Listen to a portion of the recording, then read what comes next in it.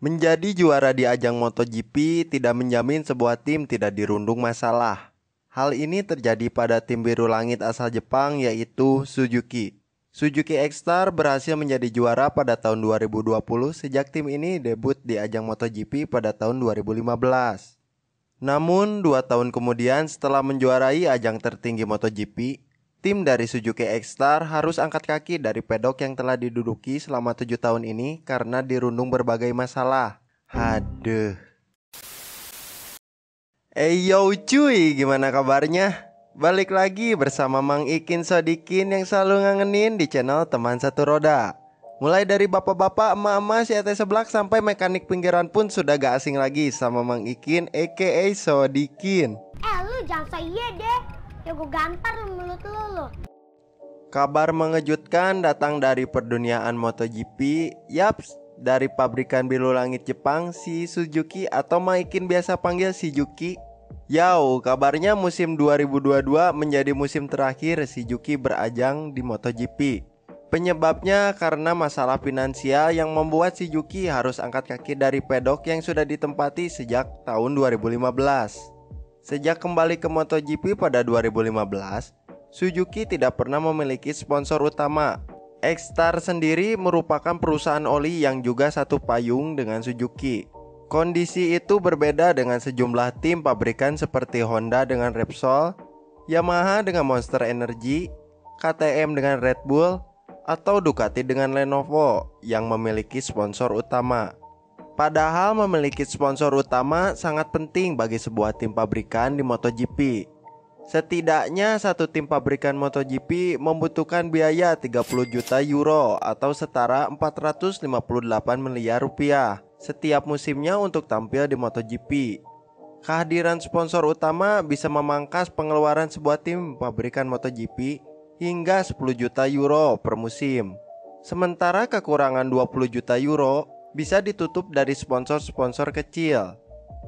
Sebelumnya Suzuki pernah meninggalkan MotoGP pada 2011 karena alasan krisis finansial. Suzuki yang masih memiliki kontrak dengan MotoGP hingga 2026 itu berniat cabut saat kompetisi musim ini berakhir. Dilansir dari media GP One, Presiden Suzuki Hiroshi Suda sebenarnya masih ingin melanjutkan komitmen mereka di bajang MotoGP. Akan tetapi, direktur Suzuki menentang rencana dari Hiroshi tersebut.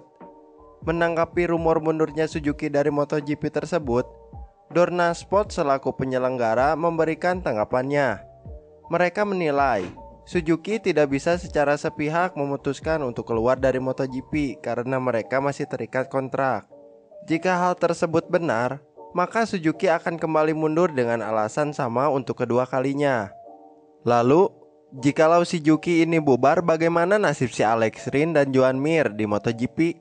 Bila melihat dari performa dua rider Suzuki, si Joan Mir dan si Alex Rins sejauh ini terbilang masih di track positif di tiap race-nya, sama sekali tidak mengecewakan dan mampu bersaing juga dengan tim pabrikan lain. Pada tahun 2021 dan 2022, meskipun tidak menjuarai MotoGP, performa mereka pun patut diacungi jempol.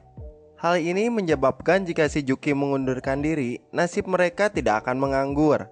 Sebab melihat dari perjalanan di Suzuki, pasti laku keras dan berbagai pabrikan lain seperti Yamaha, Ducati, Honda, dan KTM pasti memperebutkan dua rider dari Suzuki ini. Isu yang beredar juga mengatakan mengenai pabrikan Suzuki yang gagal menjual motor di pasaran setelah menjuarai MotoGP 2020. Dan ada juga tentang isu-isu mengatakan Suzuki yang akan berfokus mengikuti jejak Kawasaki yang mundur dari ajang MotoGP pada 2009 dan beralih di ajang WSBK. Isu yang beredar mengenai pabrikan Suzuki yang gagal menjual motor di pasaran setelah menjuarai ajang MotoGP 2020 dikatakan oleh kolumnis sekaligus reporter MotoGP Simon Peterson. Dalam tulisannya di The Race, menyebutkan ada gap antara keberhasilan menjadi juara MotoGP dengan strategi pemasaran dan hasil penjualan di seluruh dunia. Sekitar 20 tahun yang lalu, keberhasilan menjadi juara dunia MotoGP akan berbanding lurus dengan penjualan motor-motor performa tinggi, terutama di Eropa dan Amerika Utara. Bahkan ada istilah win on Sunday, sell on Monday. atau menang di hari Minggu, jualan di hari Senin. Dilanjutkan Simon Peterson. Sebenarnya masih ada hubungan antara performa di atas lintasan dengan penjualan. Namun pasarnya bukan lagi di Eropa dan Amerika Utara, melainkan di Asia Tenggara. Pabrikan-pabrikan Jepang kini menjadikan Asia Tenggara, terutama Indonesia, sebagai pasar utamanya. Dan angka penjualan yang besar menjadi buktinya. Meski di tengah pandemi, Peterson menyebutkan penjualan motor di Indonesia tetap menembus angka 5 juta pada tahun 2021. Honda dan Yamaha penjualannya di Indonesia masing-masing mencapai 3.928 dan 1.063.000. Berbeda dengan di Eropa dan Amerika yang dinominasi motor-motor bermesin besar, di Asia Tenggara justru motor yang mesinnya kecil yang mendominasi.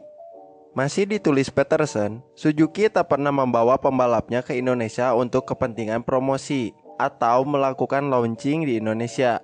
Padahal sebelum pandemi, Honda dan Yamaha sering sekali melakukan hal tersebut dan terbukti mendapat apresiasi besar dari fans motor di Indonesia. Meski kabarnya keputusan Suzuki mundur dari ajang MotoGP didasarkan faktor ekonomi, Peterson menyebutkan Suzuki sebenarnya sama sekali tidak terancam bangkrut. Mereka masih memiliki pasar yang sangat besar di India.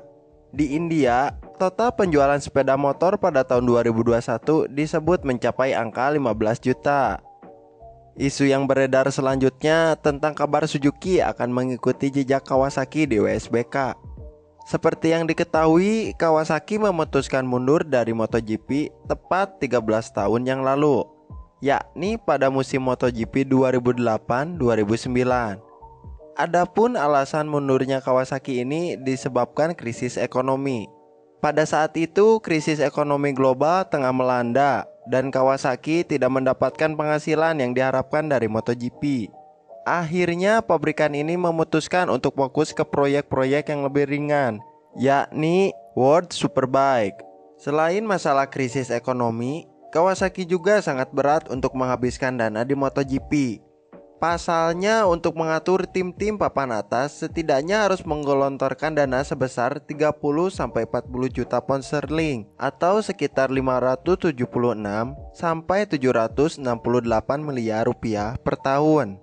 Selama berkiprah di MotoGP, Kawasaki sempat menjalin kontrak dengan pembalap Marco Melandri dan tim Hayate. Namun pada 2012, Kawasaki berhasil menunjukkan titik baliknya, di mana saat itu tim hijau menjadi penantang reguler. Di tahun itu, ZX-10R menjadi superbike paling populer di dunia berkat kemenangannya di berbagai gelar nasional. Tren positif itu terus berlanjut di tahun 2015, 2016, 2017, hingga 2018 lewat pembalap Jonathan Rea. Namun hasil tersebut masih belum bisa membawa Kawasaki untuk kembali ke kelas Premier MotoGP. Dapat diketahui bahwa permasalahan utama Kawasaki tidak ikut balapan MotoGP disebabkan oleh masalah finansial. Memang MotoGP merupakan ajang pertaruhan finansial. Uang yang tidak akan bisa kembali jika tidak ada prestasi yang ditorehkan. Bila benar pindah ke WSBK dengan strategi yang mengandalkan sumber daya yang terbatas, apakah Suzuki akan menemukan titik baliknya di WSBK atau malah lebih mengalami kemunduran? Mungkin dari berbagai isu-isu dan opini dari berbagai orang bisa dibenarkan atau tidak, baik dari kubu Suzuki dan jajaran lainnya harus sesegera mungkin memberi keputusan dan klarifikasi. Karena ini juga dapat berdampak pada beberapa aspek yang tidak disadari dan sangat fatal terlebih untuk Suzuki sendiri. Mundurnya Suzuki dari MotoGP ini bisa dibilang cukup disayangkan, karena dua pembalap mereka, Alex Rins dan Joan Mir, tampil cukup bagus musim ini. Maka hanya ada 5 tim pabrikan yang akan balapan, yaitu dari Honda, Yamaha, Ducati, KTM, dan Aprilia. Jika benar Suzuki akan meninggalkan MotoGP.